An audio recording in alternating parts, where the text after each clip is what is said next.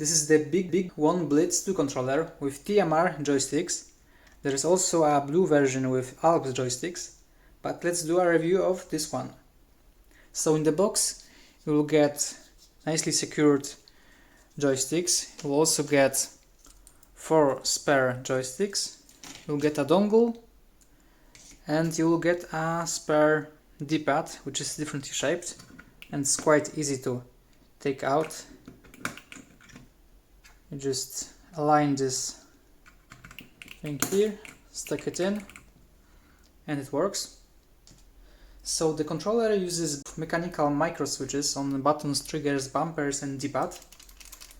So it has totally different feel than membrane buttons that you would have on an Xbox or a Switch controller. They are very clicky, as you can see. The controller uses micro switches on pretty much all the buttons, on the D-pad and also on the bumpers and triggers and also on the back buttons. The con is that it only has the clicky micro switch trigger, so it doesn't have a switch to turn it into analog triggers, which is a shame.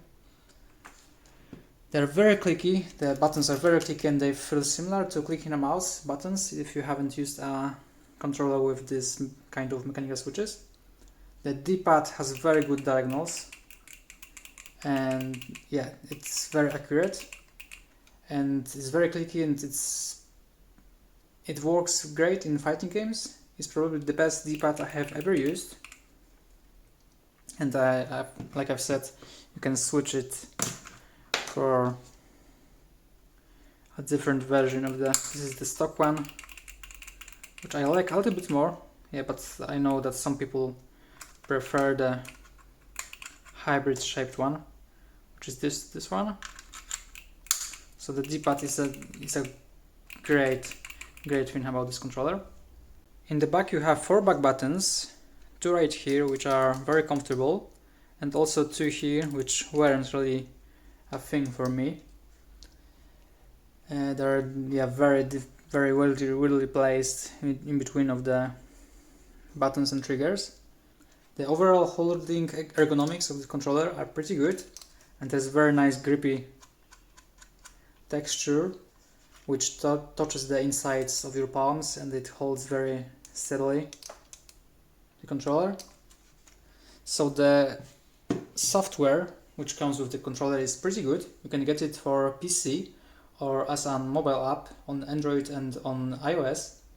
You can do a lot in this software. You can edit the gyro settings in this tab.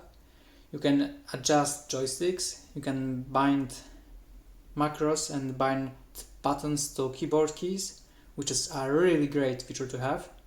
And you can adjust the polling rate, calibrate joysticks and gyro, and also switch between X input, PS5 and switch modes. But keep in mind that this controller works only on PC, Switch, Android and iOS. So there is a PC5 mode, but it's for PC if you want to emulate the PS5 controller on the PC. The polling rate is 2000 Hz and in my test I had a stable 1800 Hz. It was a little bit more stable on wired than via dongle, but both worked pretty well and it was very minimal difference. The latency is great, both on wired and via dongle it was around 5 and 6 milliseconds, and via Bluetooth it was around 17 milliseconds. So these numbers are quite similar to the Xbox One controller. So my biggest con of this controller is that it doesn't have the analog triggers. So it's a big miss if you're playing video racing games and even like Rocket League. And the joystick button click is kind of weird. So this one. It feels like you are double clicking it, but I guess that's nitpicking. And I couldn't find an option to turn off the RGB lights, at least for now. Hopefully it will come in a future firmware update. So different mode you have different lights. In switch, this is a wired one. You get the green lights, and you will get red ones in the switch mode, and I think some other color in the PS5 mode. Okay, so in conclusion, this is a really well made controller. I would definitely recommend it, this one, and especially if you care about a good gyro. This one has a great gyro for PC. Or if you want to bind keyboard keys to control buttons, this is also a great controller for that. Or if you want just lots of customization options within the software for adjusting the joysticks and calibrating the gyro, etc.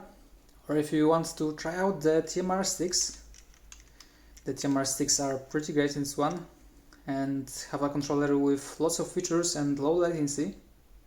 And if you don't mind not having the analog triggers, as I've said, it's the biggest con of this controller. Yeah, so this is pretty much it. Thank you for watching and see you in the next one.